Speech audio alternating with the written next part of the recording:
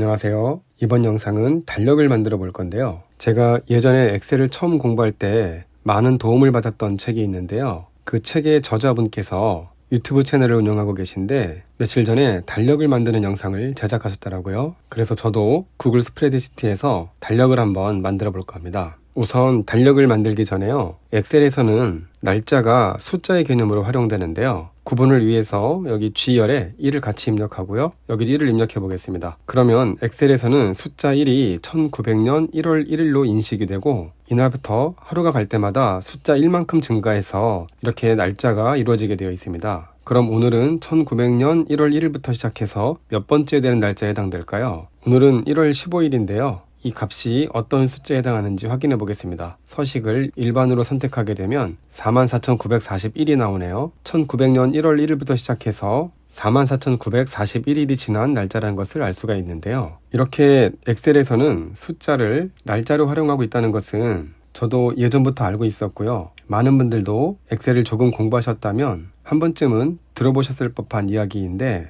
제가 얼마 전에 구글 스프레드시트에서요. 이렇게 똑같이 숫자 1을 입력하고 날짜를 확인해 봤더니 구글 스프레드시트에서는 숫자 1이 엑셀과 다르게 1900년 1월 1일이 아니라 1899년 12월 31일이더라고요. 조금 이해할 수 없는 내용이었는데요. 그러면 구글 스프레드시트에서는 오늘 날짜가 어떤 숫자에 해당되는지 한번 확인해 보겠습니다. 2023년 1월 15일인데요. 이 값을 복사해서 붙여 넣으면 이상하죠? 시작하는 날짜가 엑셀과 구글 스프레드시트가 서로 다른데 오늘 날짜는 서로 동일합니다. 도무지 영문을 알 수가 없었는데요. 그래서 일일이 하나씩 확인해 보기로 했습니다. 먼저 구글 스프레드시트에서요. 숫자 0은 어떨까요? 이 값을 복사해서 여기 붙여 넣으면 숫자가 1에서 0으로 1만큼 감소했기 때문에 날짜도 12월 31일에서 12월 30일로 1만큼 감소했습니다. 엑셀은 어떨까요? 0 입력하고요. 날짜로 바꿔보면 엑셀은 숫자 0이 1월 0일을 의미하네요. 숫자 1이 1월 1일이었기 때문에 숫자 0이 1월 0일이라는 것은 뭔가 좀 그럴듯하네요. 그래서 다시 구글 스프레드시트에 와서 -1을 입력해 봤는데요. 자, 이 -1을 날짜로 바꿔보면 당연히 숫자가 0에서 -1로 1만큼 감소했기 때문에 날짜가 12월 30일에서 12월 29일로 감소했습니다. 엑셀은 어떨까요? -1 입력하고요. 날짜로 바꿔보겠습니다.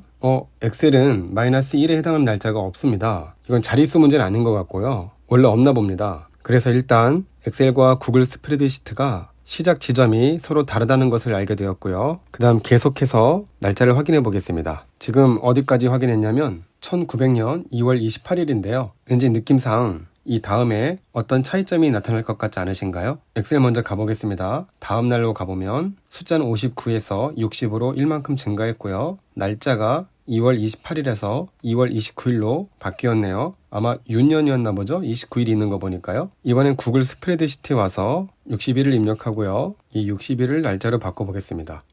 여기는 61이 2월 29일이 아니라 3월 1일이네요. 그럼 윤년이 아니라는 말인데 그럼 엑셀에서 61일은 어떤 날일까요? 3월 1일이네요. 이렇게 해서 61일째부터 엑셀과 구글 스프레드시트가 숫자와 날짜 값이 일치하게 됐습니다. 이게 뭐죠? 윤년은 아시다시피 지구가 태양을 공전하는 주기가 정확하게 365일이 아니기 때문에 4년에 한 번씩 그 오차를 보정해주게 되어 있고 그런 해를 윤년이라고 부르고 있죠. 그래서 여기 보시면 4의 배수는 윤년이라고 되어 있는데 예외가 있다고 합니다. 끝 두 자리가 0으로 끝나는 해는 평년에 해당한다고 합니다. 그래서 여기 윤년의 예외인 1900년, 2100년, 2200년 등이 예시로 나와 있는데요. 그런데 왜 엑셀에서는 1900년 2월 29일을 윤년으로 처리하고 있을까요? 이런 궁금증을 가진 분이 저 하나는 아니겠죠. 검색해보니까 어떤 분께서 엑셀에서 계산한 2월 말일과 VBA로 계산한 2월 말일이 왜 다른지 마이크로소프트 도움말 사이트에 질문을 올리신 것 같은데 정확한 답변은 없고요. 어디 또 다른 데 가서 문의해라 그런 답변이 달려있는 것 같습니다. 이렇게 저도 이번 기회를 이용해서 정확한 이유는 알지 못하지만 엑셀과 구글 스프레드시트에서 날짜를 처리할 때 어떤 차이점이 있는지 알게 되었고요. 조금은 속이 후련해진 것 같습니다. 그럼 달력을 만들러 가볼까요? 이런 달력을 만들 건데요. 달력을 만드는 방법은 블로그나 다른 유튜브 채널을 참고하셔도 방법은 거의 동일할 것입니다. 먼저 여기 연도를 입력하고요. 그 다음에 월을 입력할 것인데 드롭다운 방식으로 값을 선택하기 위해서 마우스 오른쪽 버튼 클릭하고 드롭다운 1부터 12까지는 몇 개 안 되니까요. 그냥 숫자 곱으로 입력하겠습니다. 이제 달을 선택하게 되었습니다. 1월 선택하고 배열을 이용한 달력을 만들 건데요. 시퀀스 함수를 사용하겠습니다. 우리가 사용하는 달력은 최대 6주까지 있고 한 주는 일주일로 구성되어 있기 때문에 시퀀스 함수를 사용해서요 6 곱하기 7의 배열을 만들겠습니다. 뭔가 벌써 달력 같지 않나요? 하지만 여기서 달을 이렇게 바꾼다고 해서 달력의 날짜들이 바뀌지 않죠. 그래서 이 시퀀스 함수의 결과를 날짜로 바꿔줘야 되는데요. 여기 범위 전체를 선택하고 서식, 숫자에 가서 하위 메뉴에 있는 날짜를 선택해 보겠습니다. 여기 보시는 것처럼 이 자리는 숫자 1이 입력되어 있었기 때문에 숫자 1에 해당하는 1899년 12월 31일이 날짜로 표현되어 있죠. 그래서 그 달의 1일이 올바르게 표현되도록 하기 위해서 시퀀스 함수를 조금 수정해 보겠습니다. 시퀀스 함수의 세 번째 인수인 시작값을 그 달의 1일로 지정해 주면 되는데요. 데이트 함수를 사용하면 됩니다. 등호 입력하고 데이트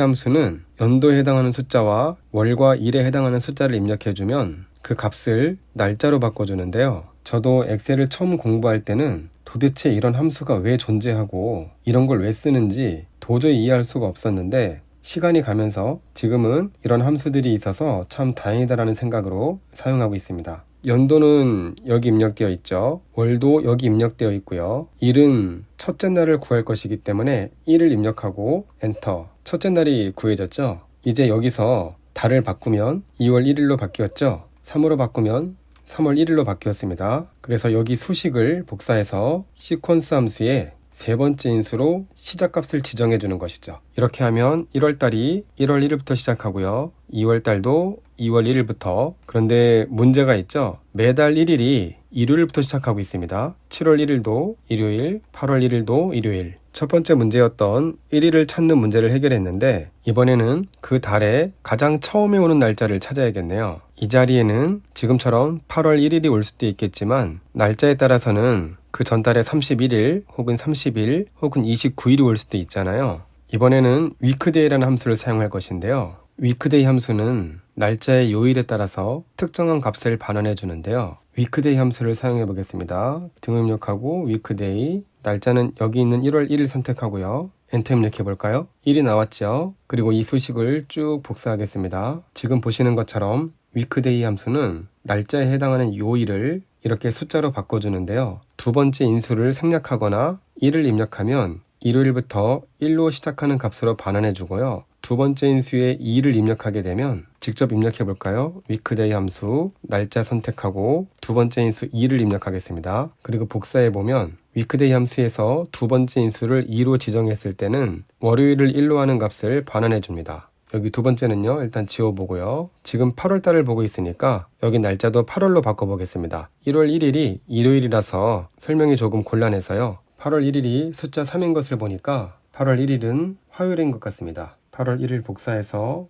화요일에 붙여놓고요. 복사한 다음에 여기 불필요한 값은 지우겠습니다. 그리고 요일에 해당하는 일련 번호를 이렇게 직접 입력해 놓고요. 8월 1일에서 봤을 때 이 달력의 첫 번째 날은 이렇게 두 칸 앞으로 가면 첫 번째 날을 찾을 수 있겠죠. 여기 2 입력해 놓고요. 8월 2일에서 봤을 때 그 달의 첫 번째 날은 하나, 둘, 셋. 앞으로 3칸 이동하면 첫 번째 날을 찾을 수 있죠. 8월 3일에서 봤을 때 앞으로 이렇게 4칸 가면 그 달의 첫 번째 날을 찾을 수가 있습니다. 8월 4일도 마찬가지죠. 앞으로 이렇게 5칸 이동하면 그 달의 첫 번째 날을 찾을 수 있고요. 8월 5일에서 봤을 때도 이렇게 앞으로 6칸 가게 되면 그 달의 첫 번째 날을 찾을 수가 있습니다. 여기 이렇게 보시면 뭔가 규칙성이 보이지 않나요? 그 달의 첫 번째 날짜는 요일을 나타내는 숫자에서 1을 뺀 값만큼 앞으로 이동하게 되면 그 달의 첫 번째 날짜를 찾을 수 있다는 것을 확인할 수 있습니다. 그래서 여기 그 달의 첫 번째 날짜는 1일을 나타내는 숫자에서 요일에 해당하는 숫자보다 1 작은 값을 빼주면 되는데요. 마이너스 weekday 함수, 날짜는 지금 1일을 기준으로 달력을 만들고 있으니까요.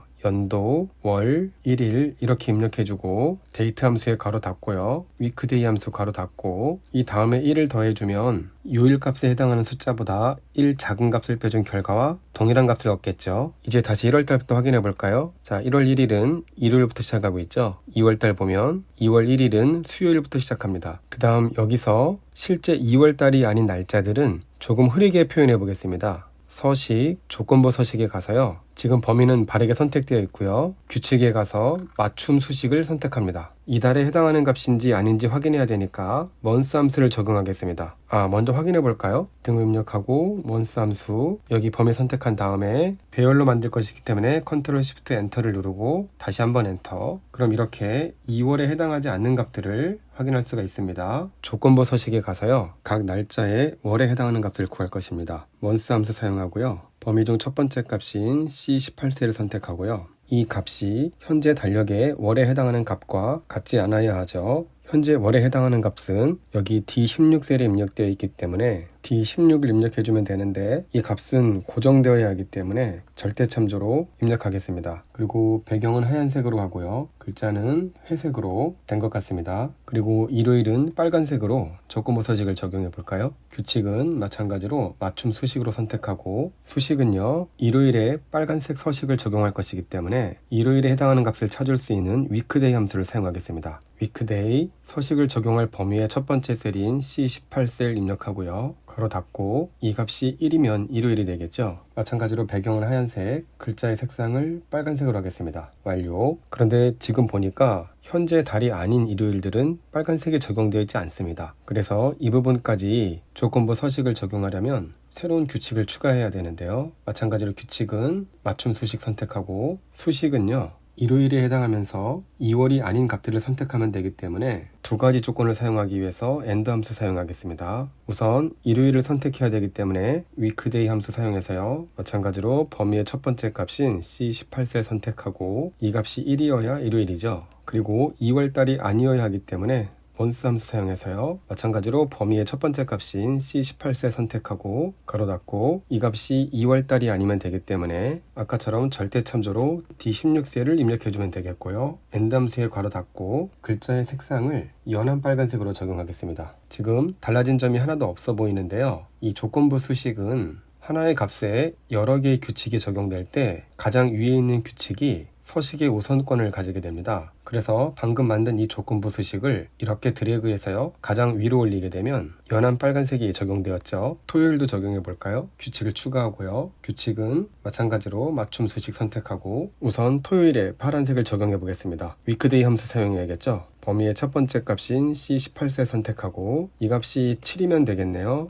텍스트는 파란색으로 하겠습니다. 그리고 완료. 그리고 아까와 마찬가지로 2월달이 아닌 토요일에는 연한 파란색을 적용해 보겠습니다. 규칙 추가하고요. 규칙은 맞춤 수식. 일요일을 지정할 때와 동일하게 등호 입력하고 AND 함수. 우선 토요일이어야 하죠. weekday 함수. 범위의 첫 번째 값인 C18셀 선택하고 이 값이 토요일이어야 하니까 7. 그리고 2월달이 아니어야 하기 때문에 month 함수요. C18셀. 이 값이 절대참조로 입력된 D16셀과 달라야 되죠. AND 함수에 가로 닫고 글자는 조금 연한 파란색으로 하겠습니다. 완료 누르고요. 여러 개의 서식이 적용되어 있기 때문에 위쪽으로 끌어올려줘야 이 서식이 바르게 적용되죠. 이제 이 달력을 진짜 달력처럼 날짜 형태로 표시해 보겠는데요. 서식 메뉴에 가서 숫자, 하위 메뉴에 있는 맞춤 숫자 형식으로 가서 데이에 해당하는 D 입력하고 적용 누르면 진짜 달력처럼 됐죠. 여기 마지막 줄은요. 굳이 표시될 필요가 없는 값들인데요.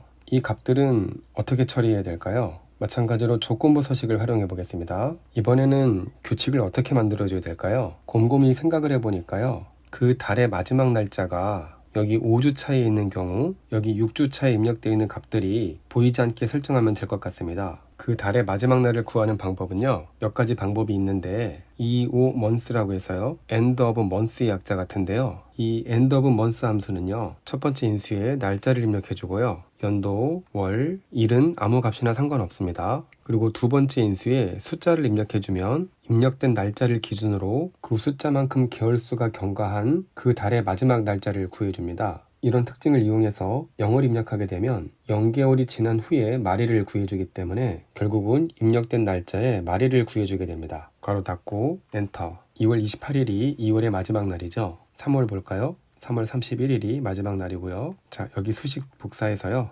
조건부 서식에 활용해 보겠습니다. 새로운 규칙을 추가하겠습니다. 이번에는 서식을 적용할 범위를 여기 마지막 6주차에만 적용하겠습니다. 그리고 규칙은 마찬가지로 맞춤 수식 선택하고 조건은요. 여기 5주차에 그 달의 말일이 포함되어 있는 경우이기 때문에 여기 I22셀을 기준으로 수식을 입력하겠습니다. I22셀은 절대 참조를 입력해주고요. 이 값이 말일보다 크거나 같다라고 입력하면 되겠는데 방금 복사한 end of month 함수를 붙여넣기 했습니다. 그리고 여기 날짜도 고정되어야 하기 때문에 모두 다 절대 참조로 바꿔주겠습니다. 글자의 색상도 하얀색, 그리고 완료, 그리고 이 규칙도 가장 위로 올려주게 되면 이제 불필요한 날짜는 표시되지 않게 되었습니다. 확인해 보겠습니다. 7월달 정상적으로 마지막 6주차까지 값이 입력되었죠. 11월달 불필요한 마지막 6주차는 표시되지 않게 되었습니다. 굳이 더 해본다면 여기 공휴일까지 추가해 볼 수 있겠는데요. 공휴일을 추가하기 위해서는 기본적으로 공휴일에 해당하는 날짜를 모두 입력해 놔야 합니다. 그리고 달력에 있는 이 날짜가 이 안에 포함되어 있는지를 찾아서 포함되어 있다면 공휴일이기 때문에 서식을 붉은색으로 지정하고요. 포함되어 있지 않다면 기존의 서식을 그대로 적용하면 되겠죠. 자, 3월 1일에 가보겠습니다. 현재 수요일이기 때문에 검은색으로 표시되어 있는데요. 범위 선택하고 새로운 규칙을 만들 겁니다. 규칙은 수식으로 입력할 것이고요. 포함되어 있는지의 여부는 count if 함수를 사용하면 되겠죠. count if를 사용해서 이 범위 안에 이 날짜가 포함된 개수를 세어서 그 값이 0보다 크면 포함되어 있다고 판단할 수 있겠죠. 첫 번째 인수인 범위는 절대 참조로 입력하고 두 번째 인수는 조건에 해당하는 값들 중에 첫 번째 값인 C18셀을 선택하고 괄호 닫고요. 글자의 색상은 붉은색. 완료. 자, 이제 3일절이 붉은색으로 표현되었죠. 6월 6일 현충일 가볼까요? 현충일도 붉은색으로 표현되었습니다. 그리고 12월 달 가면 크리스마스도 이렇게 붉은색으로 표시되었습니다. 그리고 나중에 여기 공휴일이 입력된 열은요. 이렇게 숨겨주고 나면 깔끔한 달력이 되겠죠. 이렇게 해서 평생 사용할 수 있는 달력을 만들어 보았는데요. 여기에서 연도만 바꿔주게 되면 언제까지라도 계속해서 달력을 사용할 수 있겠죠. 그리고 여기 크리스마스가 붉은색으로 표시되지 않은 이유는요. A열을 다시 펼쳐서 여기 보이는 날짜들은 서식에 가서 숫자, 여기 날짜를 선택해 보면요. 모두 2023년의 공휴일에 해당됩니다. 그래서 2023년에는 이렇게 크리스마스가 붉은색으로 표시된 것이고요. 여기 공휴일은 어쩔 수 없이 매년 새롭게 입력해 줘야 하는 것이기 때문에 그 점은 참고하시기 바라고요. 그리고 지금 만든 달력은 구글 스프레드시트에서만 만들 수 있는 것은 아니고요. 구글 스프레드시트나 엑셀은 거의 모든 함수를 똑같이 사용할 수 있기 때문에 엑셀에서도요.